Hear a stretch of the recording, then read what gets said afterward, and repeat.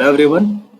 आज के इस लेक्चर में हम लोग स्टडी करेंगे क्लास 12 फिजिक्स चैप्टर 2, जिसमें कि हम लोग आज पढ़ेंगे इलेक्ट्रोस्टैटिक पोटेंशियल एंड कैपेसिटेंस में electric potential energy of a dipole in a uniform electric field. अगर कोई electric dipole uniform electric field में रखा हुआ है तो उसके कारण इलेक्ट्रिक पोटेंशियल एनर्जी कितनी होगी। इससे पिछले लेक्चर में हम लोगों ने पढ़ा था electric potential energy for a system of two charges, for a system of three charges and for a system of multiple number of charges। तो अगर अभी तक आप लोग उस लेक्चर को नहीं देखे हैं तो प्लेलिस्ट में जा करके आप लोग उस लेक्चर को देखिए एंड वीडियो अच्छा लगे तो शेयर करिए। ओके, तो आज के लेक्चर में हम लोग देखते हैं potential energy of a dipole in a uniform electric field. यहाँ पे देखिए एक यूनिफॉर्म इलेक्ट्रिक फील्ड है। यूनिफॉर्म इलेक्ट्रिक फील्ड को हम लोग इक्वल डिस्टेंस पे पैरेलल लाइन से रिप्रेजेंट करते हैं एंड इस यूनिफॉर्म इलेक्ट्रिक फील्ड में एक डाइपोल रखा हुआ है जिस पर कि minus Q and plus Q equal and opposite nature के चार्जेस रखे हुए हैं। अब इस प्लस क्यू चार्ज पे in the direction of electric field इस पे फोर्स लगेगा F equals to plus Q V and इस माइनस क्यू चार्ज पे in the opposite direction of electric field force लगेगा F equals to minus Q V. तो अगर इस dipole पे अगर हम लोग नेट फोर्स देखें, इस डाइपोल पे लगने वाला नेट फोर्स क्या होगा? 0 होगा। बट क्योंकि इस डाइपोल पे इक्वल एंड अपोजिट फोर्सेस लग रहे हैं एंड सो इस पर एक टॉर्क वर्क करेगा एंड उस टॉर्क के कारण क्या होगा कि यह डाइपोल इस इलेक्ट्रिक फील्ड में रोटेट करेगा एंड उसी रोटेशनल के कारण, उसी रोटेशन के कारण इसमें जितना वर्क डन होगा उतना इसमें इलेक्ट्रिक पोटेंशियल एनर्जी स्टोर होगी। तो फर्स्ट ऑफ ऑल अगर हम लोग इस पर टॉर्क की वैल्यू निकालें, torque on a dipole, torque on a dipole, torque कितना होगा? Tau equals to P E sine theta. इसको हम लोगों ने पिछले लेक्चर में इसको हम लोगों ने डिराइव कर चुके हैं, तो आप लोग इस लेक्चर को भी जाकर के देख सकते हैं कि कैसे टॉर्क का डेरिवेशन हम लोग करते हैं। ठीक है, तो इस पर क्या होगा? Tau equals to P sine theta. ठीक, अब देखो आता कैसे, थोड़ा सा इसको देख लो। क्योंकि टॉर्क हमारा होता है tau equals to force into perpendicular distance, perpendicular distance. तो यहाँ पे ये जो हमारा डाइपोल है, इस डाइपोल का लेंथ क्या है? 2a है। ठीक है, एंड थीटा एंगल पे इलेक्ट्रिक फील्ड से रखा हुआ है, तो इसका अगर हम लोग परपेंडिकुलर एंड वर्टिकल कंपोनेंट निकाले, वर्टिकल एंड हॉरिजॉन्टल कंपोनेंट निकालें, यहाँ पे होता है 2a cos थीटा एंड यहाँ पे होता है 2a sin थीटा। तो कोई एक फोर्स हम लोग ले लेते हैं F and perpendicular distance 2a sin theta. यहाँ से हमको टॉर्क मिल जाता है tau equals to PE sin theta. ठीक है, अब अगर इस dipole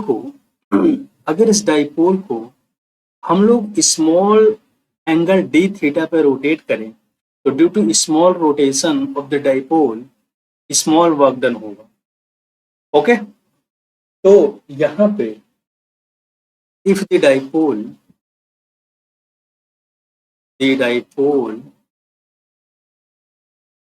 is rotated through a small angle,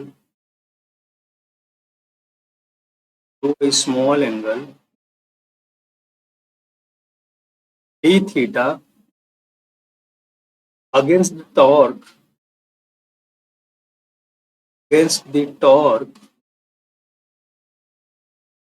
acting on the dipole,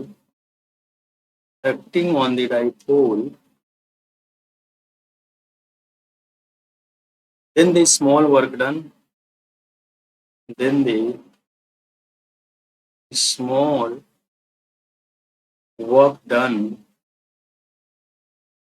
dw equals to tau d theta।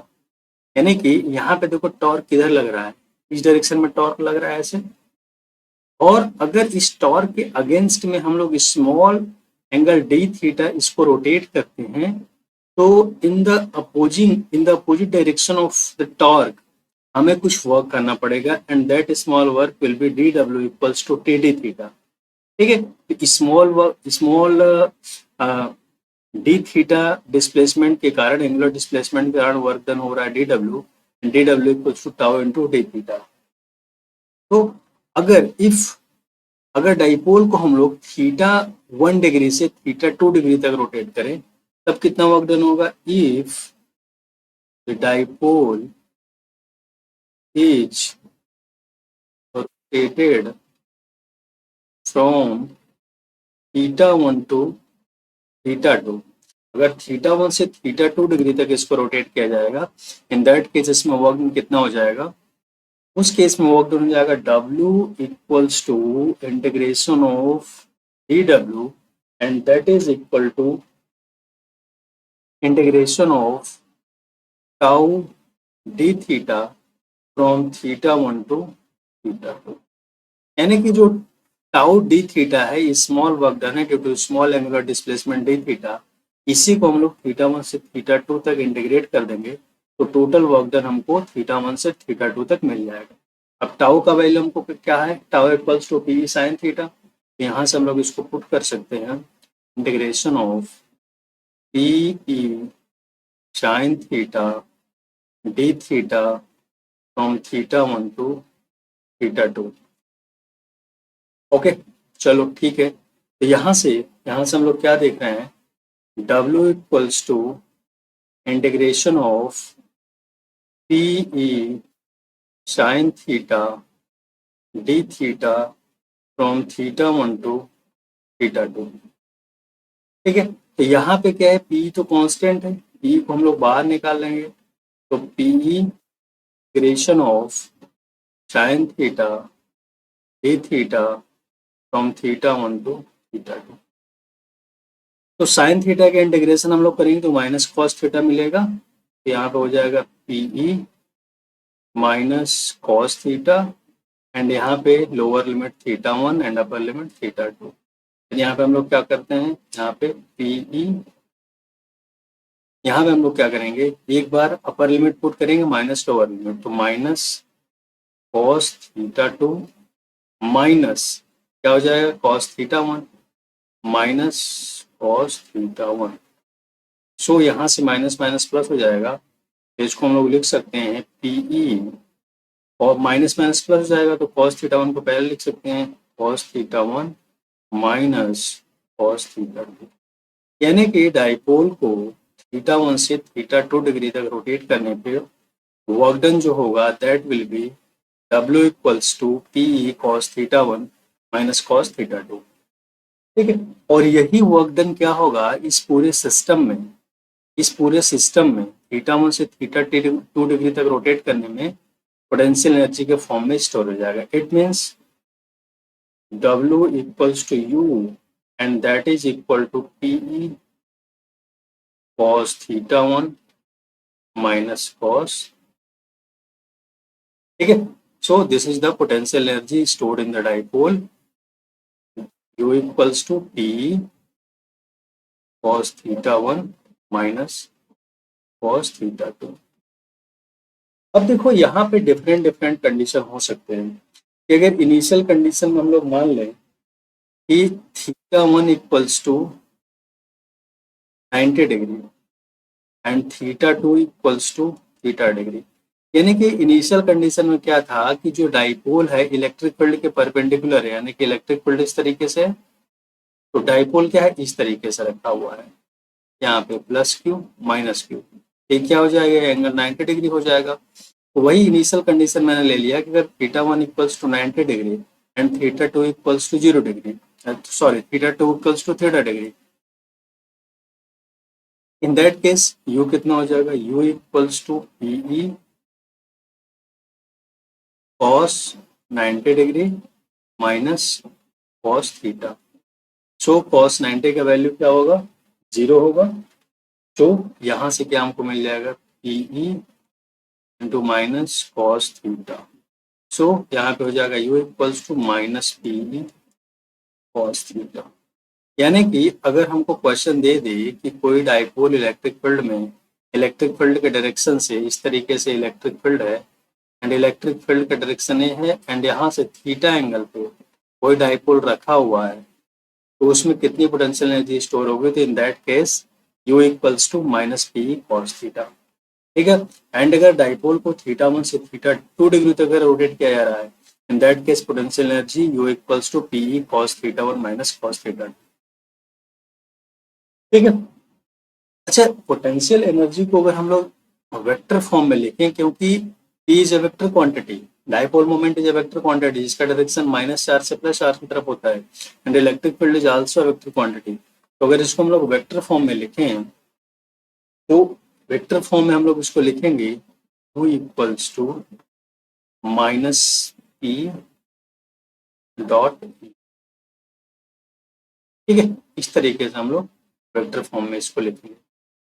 अब देखो यहाँ पे तीन कंडीशन हम लोग देखेंगे कि हमारा जो डाइपोल इलेक्ट्रिक फील्ड में रखा हुआ है, इस तरीके से जो डाइपोल एक यूनिफॉर्म इलेक्ट्रिक फील्ड में रखा हुआ है, कब ये इक्विलिब्रियम कंडीशन में होगा, कब अनइक्विलिब्रियम कंडीशन में होगा। ठीक है, तो अगर हम लोग पहली बात करें स्टेबल इक्विलिब्रियम की, स्टेबल इक्विलिब्रियम, कि डाइपोल हमारा कब स्टेबल इक्विलिब्रियम में होगा, तो in that case theta equals to 0 degree. Theta equals to 0 degree का मतलब क्या हुआ, जो हमारा इलेक्ट्रिक डाइपोल है in the direction of electric field हो जाए।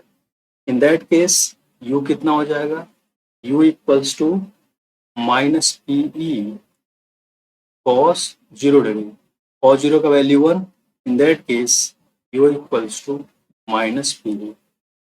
सो this is the stable equilibrium, first condition है स्टेबल इक्विलिब्रियम।